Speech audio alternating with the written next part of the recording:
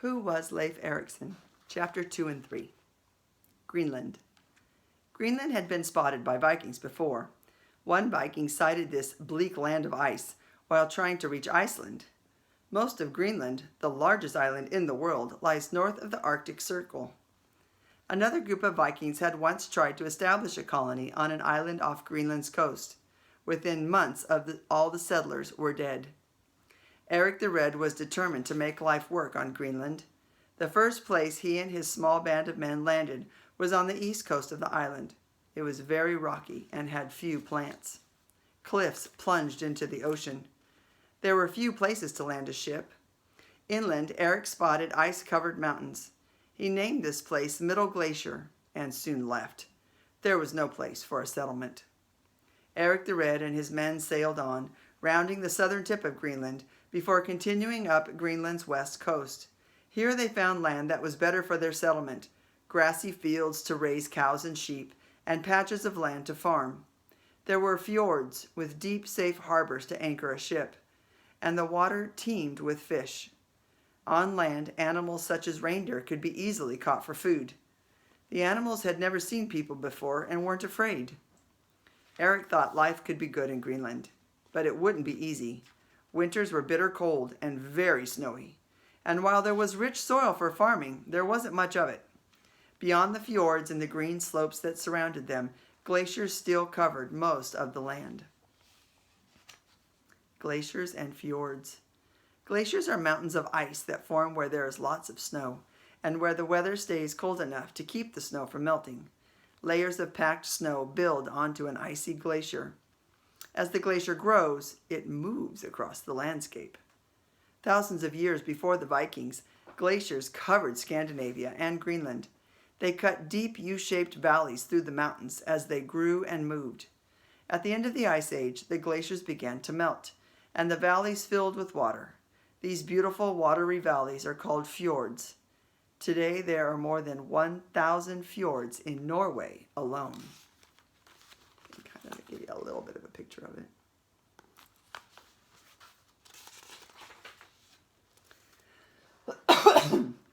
There was much hard work to be done. It would take many men to cut trees and build all the houses they would need. More families could help hunt and farm. Even though he himself hadn't been a very good one, Eric needed neighbors. In the year 985, after 3 years of exploring, Eric returned to Iceland. He wanted to build his own Viking colony. To convince people to sail west with him, Eric decided to give his new land a nice-sounding name, Greenland. He made it sound as if the entire region was beautiful green landscape. What he didn't tell them was that there was more ice in Greenland than there was in Iceland. Eric's plan worked. More than 400 Icelanders decided to give Greenland a try. It was a dangerous journey. 25 ships set sail, but only 14 completed the voyage. Some were sunk, possibly by storms or icebergs. Others were forced to return to Iceland. Eventually, these newcomers arrived in Greenland. They established a small village of about 200 farms near a place Eric had named Eriksfjord, because it was Eric's fjord. It became known as the Eastern Settlement. Eric built his family a farm on Eriksfjord. He gave it the name Bratilid, which meant steep slope. 5-year-old Leif Erikson was home. Chapter 3. Life of a Viking. Young Leif and the other Viking colonists enjoyed a pretty good life in the eastern settlement of Greenland. They raised cattle, sheep, and goats on the grassy slopes and small fields. Butter and cheese were made from the animals' milk. Sheep's wool was used to produce cloth.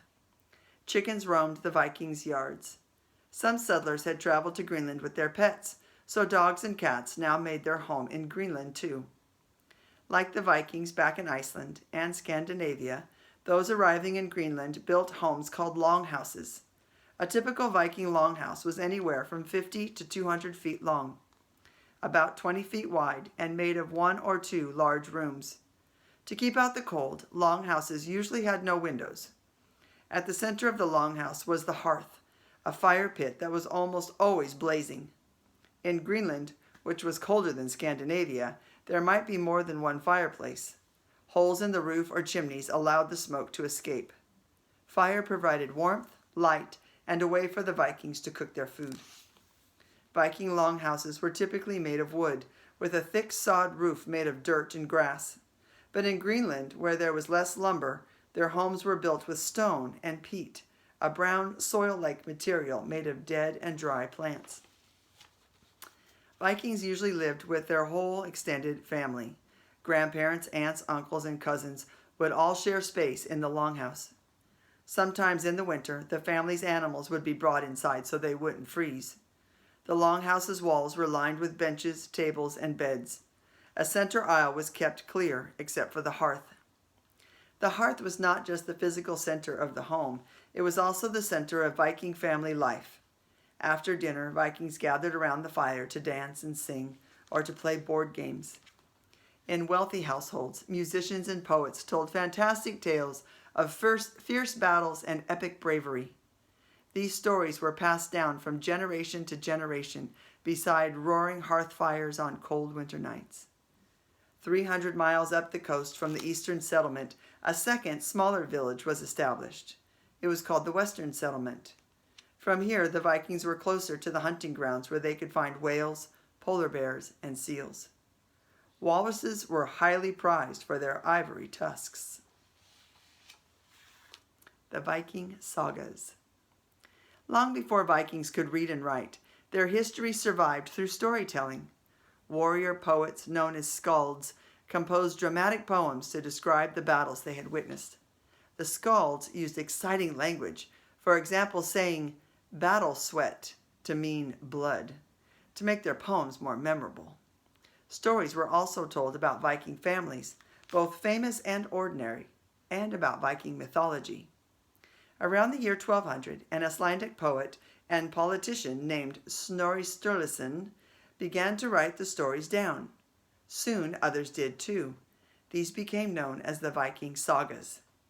Much of what we know about Leif Erikson and the Vikings come from the sagas. But because the sagas were written hundreds of years after the events took place, we can't be sure that all the details in the sagas are true. Even so, the Viking sagas are important sources in our understanding of Viking life.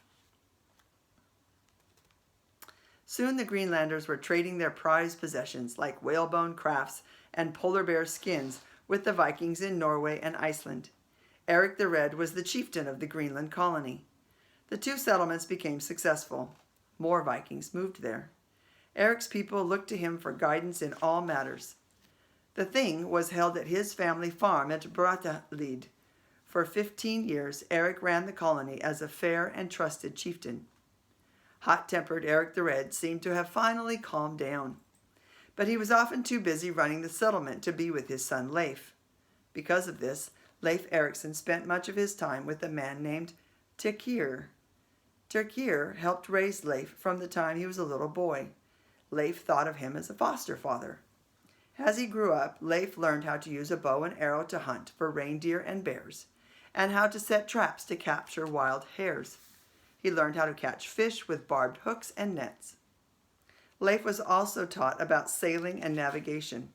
All good Viking boys, especially a son of a powerful chieftain like Eric the Red, had to learn their way around a boat. Vikings were expert sailors who navigated the northern seas without compass or nautical charts. So how did they know where they were going? One way was by listening. The Vikings made up rhyming stories and songs that gave instructions for how to sail to certain places. These stories were passed down over the years from one generation of sailors to the next.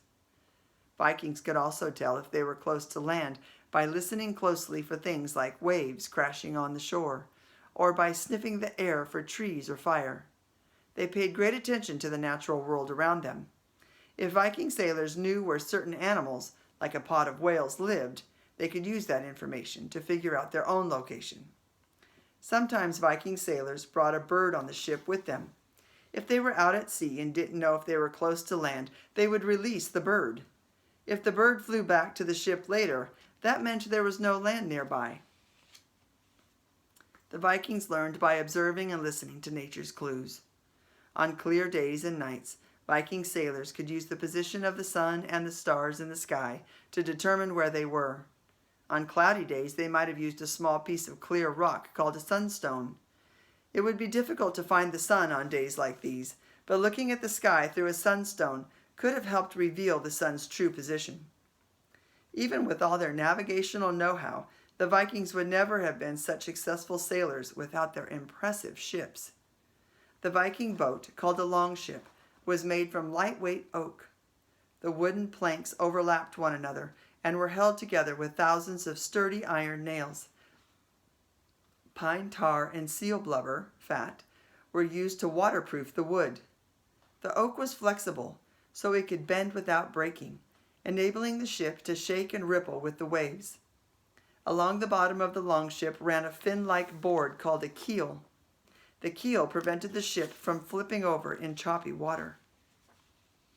Atop a 40-foot mast was attached a large, square sail that captured the wind to move the longship along at speeds of up to 25 miles per hour.